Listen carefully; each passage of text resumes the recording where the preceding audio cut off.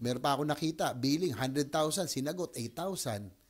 Ba't naman ganon? That's not, I like to remind PhilHealth that they are not a private corporation na kailangan may profit, na may savings at the end of the year. We are a government agency, a service agency, aside from a health insurance agency. Kailangan natin ubusin yan para sa benepisyo ng miyembro. The Supreme Court has issued TRO to prevent the further transfer of the remaining 29.9 billion pesos mula dun sa total na 89.9 billion excess fund ng PhilHealth. Any comment on that, sir? Well, that's a very welcome development, no? Of course, as the principal sponsor and author of the Universal Healthcare Act, of course, I would like to give priority to the implementation of UHC, no? And a big factor in the success of its implementation is PhilHealth, no? Because that's the primary agency that is tasked to implement the UHC.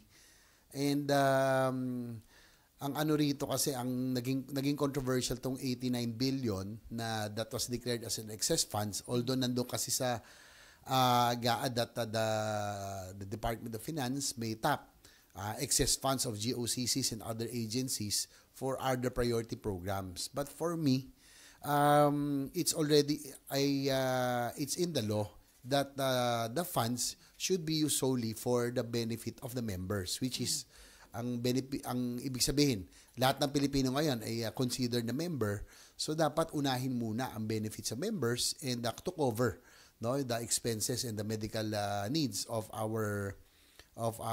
the people. So hindi rin natin masisi ang DOF because there are priority programs, yung mga nakapark na funds, they would like to access to fund the priority measures. But ang ano rito, yung PhilHealth, why would they declare an excess fund of 89 billion?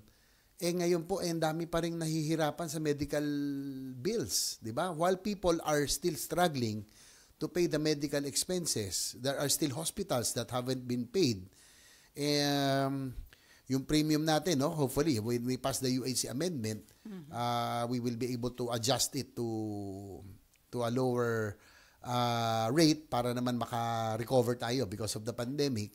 But not until that is passed, that the least the PhilHealth can do is to cover all Filipinos, because we are already, nafo-frustrate ako kasi as the sponsor and author of the Universal Healthcare Act, we are already entering the 5th year of implementation of the UHC. It's a 10-year program, it's a work in progress, but by this time, it should already be felt by most of the Filipinos, no? Kasi nasa ano na tayo nasa going 5th year, and our intent is to give access to good quality healthcare for all Filipinos without the financial burden. Yan ang intent ng law. We have to lower the out-of-pocket expenses. So, bakit ka magdedeklara ng 89 billion gayong napakarami pang Pilipino ang nahihirapan bayaran ang kanilang medical expenses? Ang nakakalungkot dito, at selling na, receive so many information, mga complaints na halimbawa 500,000 inabot yung medical bills, ang sasagutin lang ng PhilHealth 12,000, 15,000. Parang hindi mo naramdaman.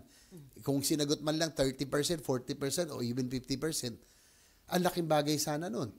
Meron pa ako nakita, billing 100,000, sinagot 8,000.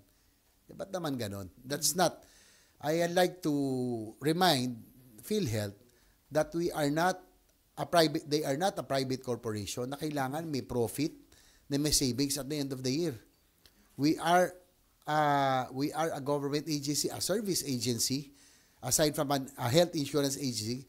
Kailangan natin ubusin yan para sa benepisyo ng miyembro.